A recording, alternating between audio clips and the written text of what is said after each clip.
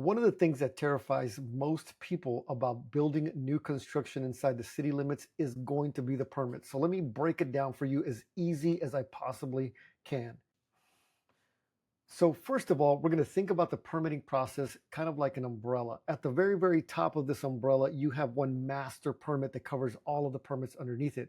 So in a traditional new construction project, you have a single family home and you're going to pull one permit for the entire construction. And then underneath that, there are going to be some sub permits.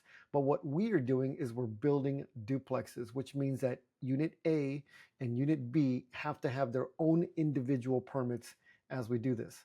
So this is how it's going to come out. Now, RES is what we use here local in the state of Texas, at least our local jurisdiction does. They've assigned it for a residential building permit. The first three digits is going to be RES. That's how they've identified it. That's how they do it. Where you are, it might be something different. It might be RSD. I don't know. The next number here, the 26, is essentially going to be the year that that permit is being pulled. And I think that they do that mostly so that they have a good understanding of how long the permit has been open. And then they just assign it, I guess, in order of sequence and how they come in.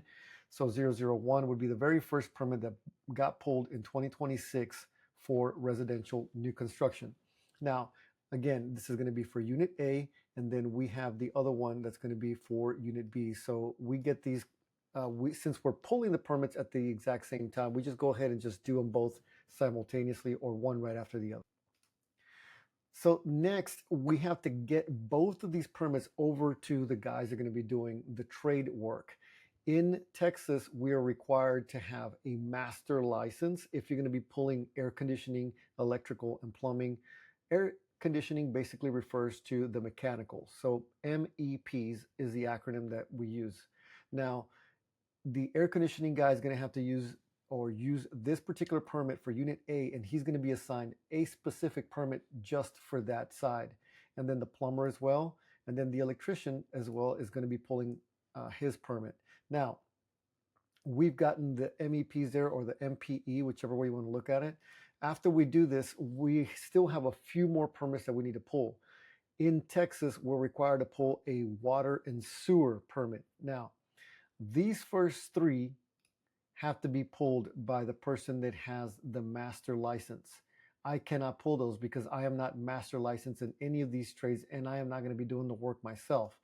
Now, this next one here is going to be the water and sewer permit. I, as the owner, can go ahead and pull the permit for that whenever we apply. The next one is going to be the driveway permit. So now we have two additional permits on top of the MEPs, the mechanical, electrical, and plumbing, that are also need to be pulled. Now, if you think about it, that is one permit per side, which means that continuing forward in the exact same process, we have to pull a single permit for each one as well on the other side. So now remember, we've been assigned a particular permit already for Unit A and Unit B. So those are going to be the master permits just for those sides. So Unit A and Unit B. Now underneath those, the MEPs have to pull two permits each, for one for each unit. And then along with that, we have to pull a water and sewer permit and a driveway permit. Now, aside from those particular types of permits, there are other additional types of permits that are out there that can or cannot be specific. Now, we traditionally are not dealing with a lot of these in the state of Texas, but I'm just going to show you a few examples. So for the first one, it's going to be a demolition permit. The demolition permit is just basically to demolish a structure that's already on site. If you get a lot with a structure on it that is dilapidated and you want to go ahead and remove it, most oftentimes you have to do a demolition permit. Some other types of permits that are out there is going to be foundation permits, retaining walls, grading, fences, and those types. Those really don't apply to duplex building.